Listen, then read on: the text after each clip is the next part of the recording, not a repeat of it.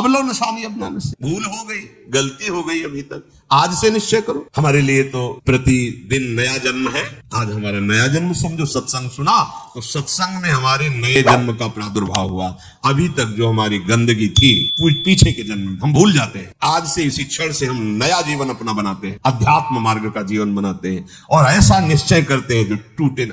निश्चय में बहुत बड़ी सिद्धि है। देखो पिंगला जी का जैसे बताया, तैसे भागवत में एकादश स्कंद में तितिक्ष ब्राह्मण का, गृहस्थी में रहते थे, लड़के बच्चे थे, खूब धन कमाया, बड़े ही कंजूस स्वभाव के थे, न परिवार को भोगने देते थे न स्वयं भोगते थे। अब कुछ ऐसी विपरीत परिस्थिति आई, सब दिन होत न एक समान, राजदंड उन पे लागू हुआ तो काफी अर्थ तो टैक्स में चला गया। फिर परिवार के जनों ने देखा कि ये तो कंजूस है, 1 रुपया भी नहीं देगा, वो लोग इधर उधर से हाथ मार के फिर आग लग गई। अब परिवार वालों ने उसका त्याग कर दिया, केवल अकेला, कोई उससे प्यार नहीं करता, अर्थ उसके हाथ से चला गया। अब विचार किया कि मेरा पूरा जीवन निकल गया, उत्तम वर्ण में जन्म हुआ था, वृद्धावस्था आ गई, अब क्या होगा, क्या होगा। जिनको मैंने पाला पोषा, जो बड़ी मेहनत से धन कमाया, तो सब नष्ट हो गया। परिवार वाले कोई देखते ही नहीं। जानते हो उसका निश्चय, देवता इस बात के साक्षी हैं कि आज से मैं अपने जीवन को श्री भगवान के चरणों में समर्पित करता हूं, सब कुछ सहूंगा और निरंतर भगवान का भजन करूंगा। वो इतना बड़ा महापुरुष उसी निश्चय से हो गया कि भगवान उद्धव जी को उसकी कथा सुना रहे हैं। कोई साधना नहीं हुई थी, परिस्थिति ने ऐसा निश्चय करवा दिया। तो जरूरी है वो परिस्थिति आवे तब तुम निश्चय करो। क्या सत्संग में तुम निश्चय नहीं कर सकते तो परिस्थिति का इंतजार करोगे कि ऐसी विपत्ति आवे, ऐसी ठोकर लगे, ऐसी दुर्दशा हो तब तुम निश्चय करो? अरे उसके पहले ही निश्चय कर लो तो दुर्दशा काहे को होगी। ऐसा नहीं कि उसका जीवन मंगलमय हो गया। अब उसके कर्मों का क्षय करने के लिए जब वो संन्यास भाव लेकर विचरण करता, भिक्षा मांगता, तो लोग थूकते, स्पष्ट लिखा हुआ मूत देते, बांध देते, पीटते, उसकी भिक्षा छीन लेते हैं, पर वो अंदर अंदर विचार करता नहीं, किसी का दोष इसमें, किसी का तो ये कर्म का है। ये कर्म का प्रभाव तो शरीर पर पड़ेगा। ये मुझे दुख क्यों हो रहा है? बहुत बहुत सुंदर मतलब चिंतन उनका बना। तो क्या देवता है इस दुख का कारण? देवता है नहीं, देवता भी तो केवल हमारे शरीर को ही पीड़ा दे सकते हैं। मेरे को क्यों हो रहा है? काल नहीं, वो तो आत्मस्वरूप है, उसका भी प्रभाव इसी शरीर पर होगा। मेरा स्वरूप तो कालातीत है, तो फिर क्या है? भ्रम। हाँ ये भ्रम है। मैं तो निर्विकार चिदानंद अपने स्वरूप में स्थित हो गया, ब्रह्म बोध संपन्न महापुरुष हो गया हो। और तितिक्ष ब्राह्मण नाम से वर्णन किया है भगवान ने। इसलिए निश्चय में बड़ी सामर्थ्य, हमारा निश्चय बड़ा ढुलमुल है। इसलिए प्रार्थना है, बहुत बड़ा मार्ग मिला है आपको। इसे भगवत मार्ग कहते हैं, अध्यात्म मार्ग कहते हैं।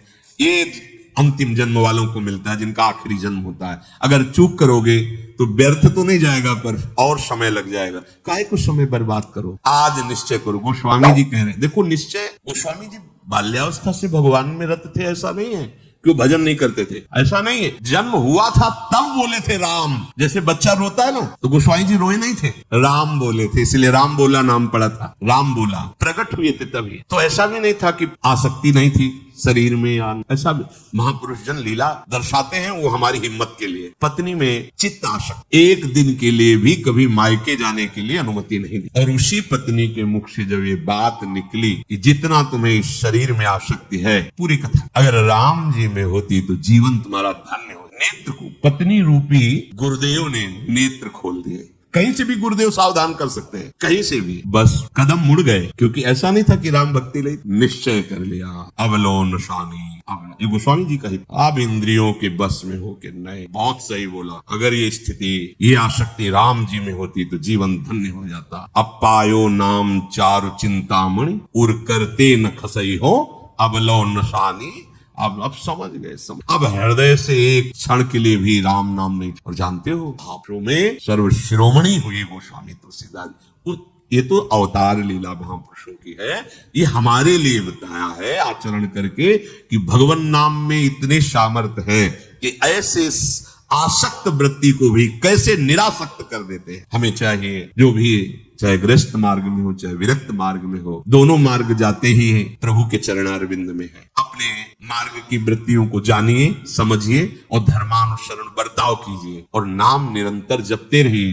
तो जीवन यात्रा का विश्राम, जो गोस्वामी जी कह रहे हैं, पायो परम विश्राम, विश्राम ही नहीं, पायो परम विश्राम, राम समान प्रभु नाही कहूं। ये विश्राम कैसे मिला? कहते भगवान शंकर को साक्षी करके कहता हूं, अगर थोड़ा भी मिथ्या हो तो हमारी जीभ गल जाए, मेरा जो कुछ भी बना राम, ये दो अक्षर मेरे माई बाप हैं, इन्होंने ही हमें, बस आप हृदय की बात महापुरुषों की, ये दो अक्षर राधा, ये देख लेना आप। चलो देखो, बहुत समय तक विषय संयोग ना होने पर ऐसा ना समझ लिया जाए कि हम निर्विषय हो गए। बहुत ये चोर है, बहुत छुप कर रहते हैं और चिंगारी की तरह रहते हैं। फूस मिल जाए तो ज्वाला बनने में सेकंड लगता है, ध्यान रखना। 20 वर्ष 30 वर्ष बिल्कुल निर्विकार, संयोग नहीं, लगता है कि अब हमें कौन परास्त कर सकता है। चिंगारी है, फूस मिला ज्वाला बन जाएगी, जिसे नारद जी ने कहा तरंगवत, और संयोग बना तो समुद्रवत, डूब जाओगे, निकलना मुश्किल हो जाएगा। जब तक भगवत साक्षात्कार ना हो जाए,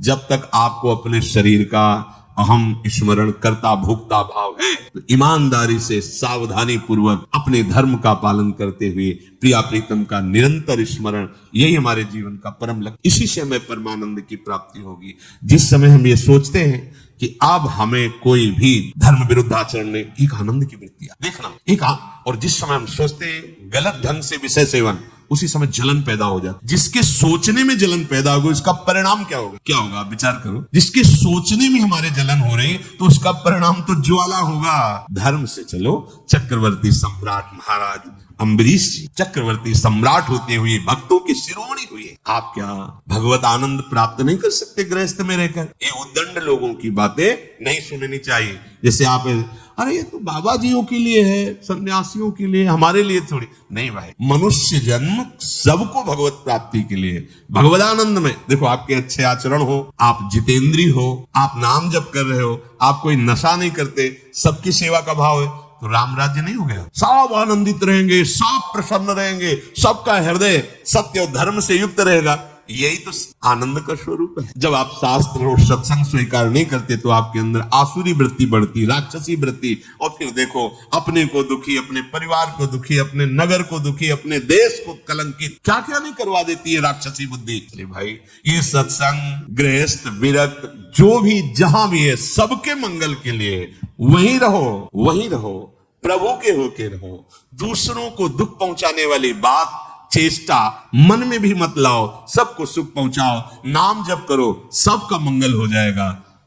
देखो, हम सब तरंगे हैं, समुद्र में ही उछल रहे हैं, हमारा अस्तित्व तो नहीं है, तरंगों का अस्तित्व तो नहीं है। ऐसे ही हम भगवत स्वरूप हैं, प्रभु रूपी अगाध समुद्र में हम तरंगे की तरह है, हमारी कोई सत्ता नहीं है। ये जो सोच रहे हो ना, सत्ता नहीं, सत्ता उन्हीं की है, उन्हीं की है। अभी आप समझ नहीं पा रहे।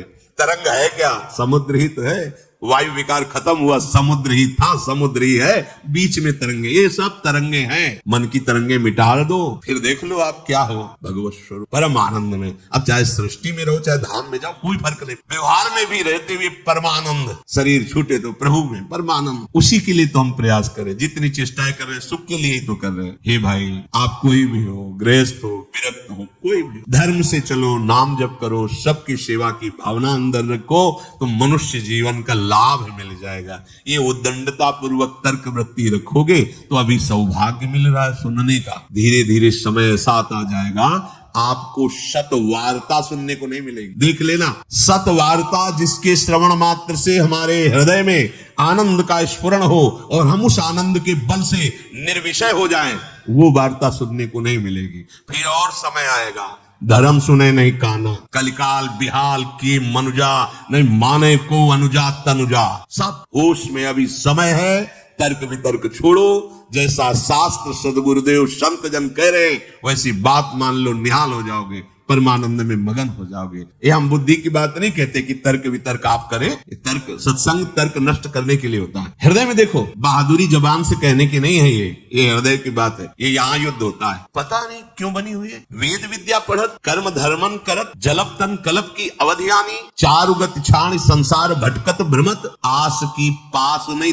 तोरी जानी। स्पष्ट वर्णन है, इसका मनन हुआ है गुरु कृपा से, तब हम आपको कह रहे हैं मनो का निरीक्षण करें। आस की पास नहीं तोरी जानी, सकल स्वार्थ करत, क्योंकि आस की पास नहीं तोरी जानी तो सकल स्वार्थ करत, रहत जन्मत मरत, दुख हर सुख के होत मानी। अरे छाड़ जंजार कैसे न निश्चय धरत, एक किन रमत हरिवंश बानी। क्यों निश्चय नहीं करते, उस आस की पास को क्यों नहीं तोड़ देते? वैराग्य मार्ग का पथिक हूं या भगवत मार्ग का पथिक हूं, प्राण त्याग सकता हूं पर एक कदम अधर्म भूल ही न दे कुमार। नहीं ऐ मन, अब नहीं, शरीर नष्ट कर दूंगा पर धर्म नहीं नष्ट करूंगा। भगवत मार्ग, ये आस की पास बड़े दुलार से रखे हुए हैं। कभी तो अभी नहीं, कभी तो ये क्यों रखे हुए हो? यही तुम्हें भगवदानंद की अनुभूति वर्तमान में नहीं करने दे रही। यही आस की पास। अभी निश्चय करो जिस मार्ग में चले हो, नहीं, अभी शुद्ध ज्ञान स्फूर्ति होने लगेगी। ये सब यहाँ की देखी हुई बातें कह रहे हैं आप। बच्चापन से इस मार्ग में है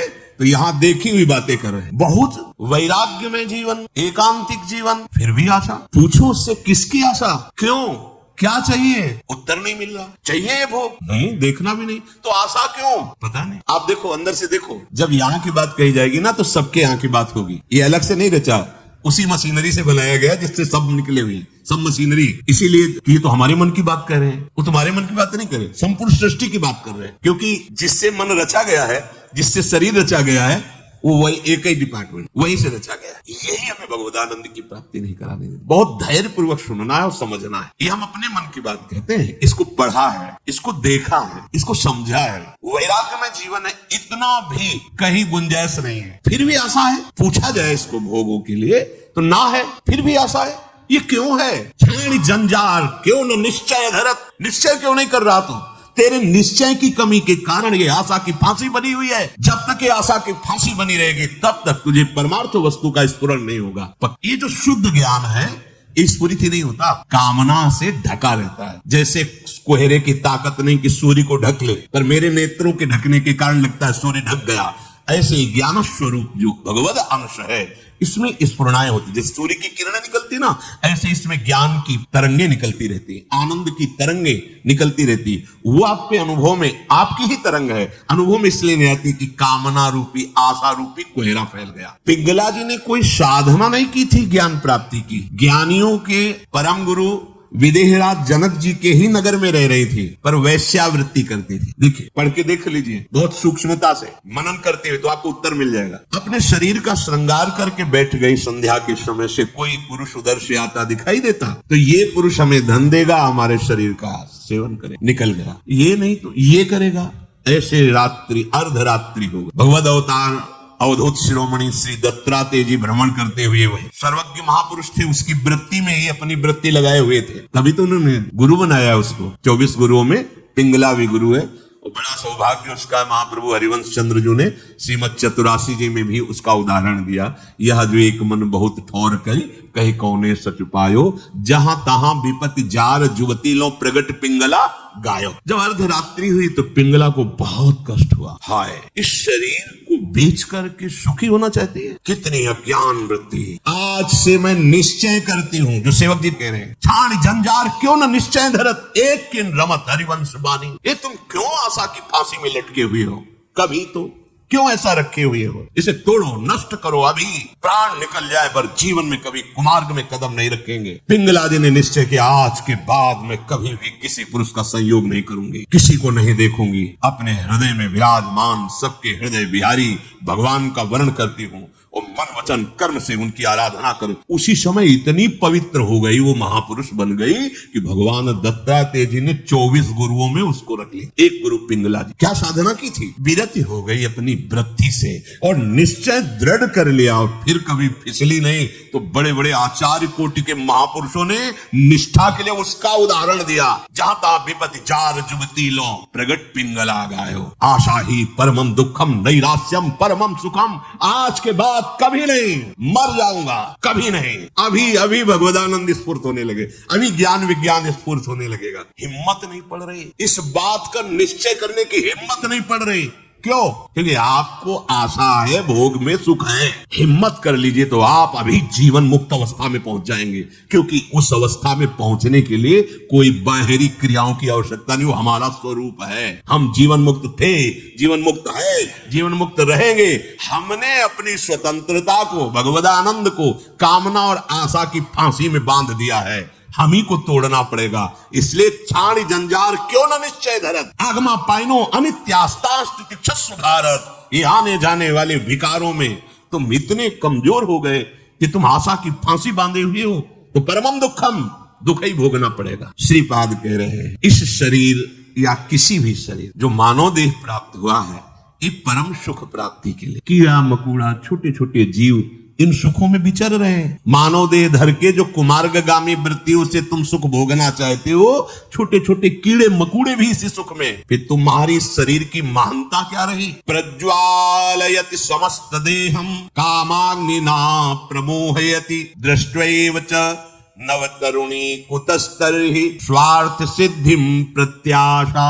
हे भाई, ये 9 तरुण अवस्था जो शरीर की होती है, किसी की हो, स्त्री की या पुरुष, यदि तुम इस मोह जाल से आवृत रहोगे तो ये सदैव तुम्हें जलाती रहेगी, कभी भी भगवत सिद्धि प्रदान नहीं होगी। भगवत सिद्धि नहीं, बहुत समय लंबा निकल जाता है अगर सत्संग न मिले, सावधान न हो। हित धाम में एक 65 वर्ष के प्रार्थना कर रहे थे कि मेरी पूर्व से वृत्ति स्वयं के द्वारा तो मैं आज खुलकर सभा में कह रहा हूं कि मैं आज उस गलती से बहुत परेशान हूं और आज भी मेरे से गलती होती है। प्रणाम किया था उनको कि धन्य है कि आप इतने हिम्मत वाले हैं, भरी सभा में आप ऐसा अपनी बात कह रहे हैं, क्योंकि आप मन से अलग होके बोल रहे हैं, तभी आपको बोलने की हिम्मत आई। अगर मन में तदात्म होता तो आप नहीं बोल सकते थे। कि ये हमारे द्वारा पाली हुई वृत्ति है, हमारे द्वारा ही इसका त्याग होगा। भगवान श्री शुकदेव जी को इसीलिए सबसे बड़ा वैरागी कहा गया। 16 वर्ष की अवस्था है, शरीर का भान नहीं, दिगंबर है, कोई शरीर पे वस्त्र नहीं और भगवान के चिंतन में मगन। इसी अवस्था में त्याग और वैराग्य की।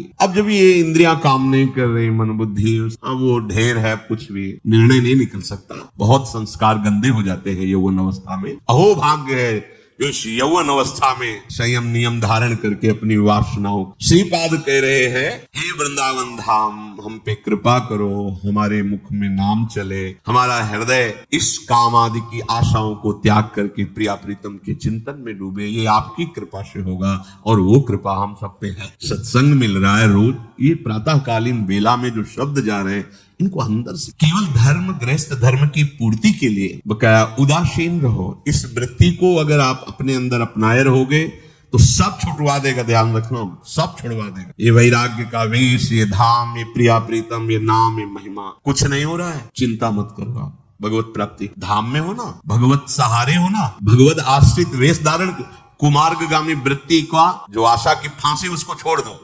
फिर आप देखो भजन होगा, आप करोगे नहीं, स्वाभाविक होगा भजन, स्वाभाविक ज्ञान विज्ञान की वृत्तियां उत्पन्न होगी, आप आनंदित हो जाओगे। संतों ने कैसे जीवन व्यतीत किए हैं, हम कैसे व्यतीत कर रहे हैं। अगर इतने पर भी भजन नहीं तो आप विचार करके देखो अपना जीवन काम ले जा रहे हैं। अगर आपको यह वीडियो अच्छी लगी है तो वीडियो को लाइक करें, कमेंट करें और चैनल को सब्सक्राइब जरूर करें।